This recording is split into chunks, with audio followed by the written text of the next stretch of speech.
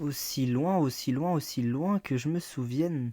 Je pense que, ouais, l'époque des animaux, c'est sûrement la plus tendre, ouais. Faut dire que ton arche n'est pas la plus accueillante. Ouais, mais fallait bien trouver un moyen de leur faire quitter leur ferme. La ferme des animaux, tendance métaphorique de la peur de la perte de quelqu'un. Non, du tout, du tout. Moi, je pense même que c'est au contraire un message qui est porteur d'espoir, comme ce fier chevalier breton portant l'hermine qui brandit son épée pour aller combattre le méchant dragon et libérer la jolie princesse. Et maintenant que j'y pense, cette jolie princesse, c'est une des seules femmes du royaume, et ça, c'est quelque chose que je trouve vachement étonnant. Oui, mais pas autant qu'un cow-boy arrêtant un duel de lance ou que cette croisade meurtrière laissant un droit total à la décapitation et autres barbaries. Vous n'avez jamais fait la guerre, ce n'est pas quelque chose de tout rose. Mais vous parlez d'une guerre entre chevaliers et dragons. Mais ce n'est pas une simple guerre entre chevaliers et dragons. Regardez ces pirates affronter fièrement le Minotaure main dans la main avec les cow-boys et les Indiens. Les alliances les plus inattendues sont souvent les plus efficaces, et surtout face à un adversaire coriace qui, en plus de maîtriser l'art du combat, est un très grand magicien. Et regardez ça, même dans l'obscurité la plus sombre, l'armée apporte son soutien aux troupes du front. Tout ça sous les yeux d'une population affolée et désorientée, une population victime de guerre. Tout ça laisse des traces, putain de merde, c'est quelque chose de plus fort qu'une guerre entre chevaliers et dragons. Oui, mais on parle là d'une population déconstruite par son gigantisme et sa pluralité, disons, des plus étonnantes. Attendez, mais on inverse les rôles là, ne voyez-vous pas la terreur dans leurs yeux? Ou alors si c'est une simple fascination face à un tableau grandeur nature, mais dites-moi où se trouve l'axe de ce dernier. Nous nageons en plein chaos. Oui, les contradictions s'inversent, mais c'est un désordre qui te semble si familier, alors juste cherchons. Plonge-toi encore un peu plus loin dans ce joyeux bazar. Ok, alors on reprend, vas-y. Ok, bah le futur c'est quelque chose qui me passionne aussi.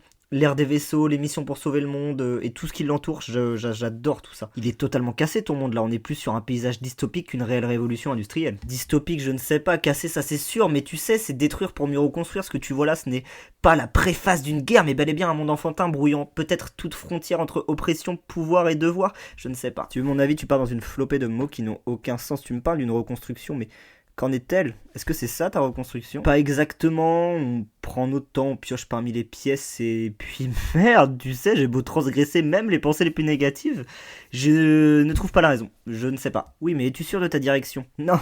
Mais de la trajectoire, oui. Ah, je pense qu'on est dans le bon wagon. Je sais pas, je suis pas sûr, tu vois, c'est un peu comme si toutes les pièces des jeux de société se réunissaient afin de créer un syndicat pour se protéger des cartes malus. On y est, mais ça a pas trop de sens. Je veux dire, imagine que les plateaux soient dans le coffre et entendent tout. Bah là, on sera à l'aube de la fin de l'économie des jeux de société. Et c'est ça, parmi plein d'autres trucs qui me titillent sans cesse dans mon esprit.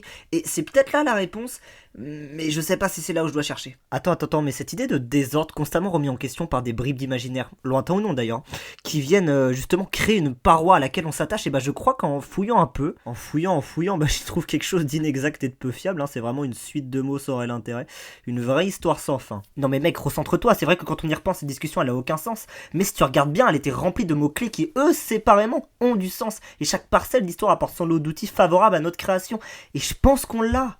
Ce truc-là. Exactement, ce petit truc-là. Waouh, bah, dépêche-toi de le ramasser parce que ça commence à faire super mal. Hop, c'est bon, je l'ai. Merci à toi mon grand. Allez hop, on lance le processus de repli. Assertion gauche, Sulba alterne nord, image colorée d'un système perfide. Syndrome névrotique, virage est, suspicion traumatique. Syndrome névrotique, cassons le suspense. Crayon de couleur jaune plus crayon de couleur bleue, égale sauce, piquante, marseillaise.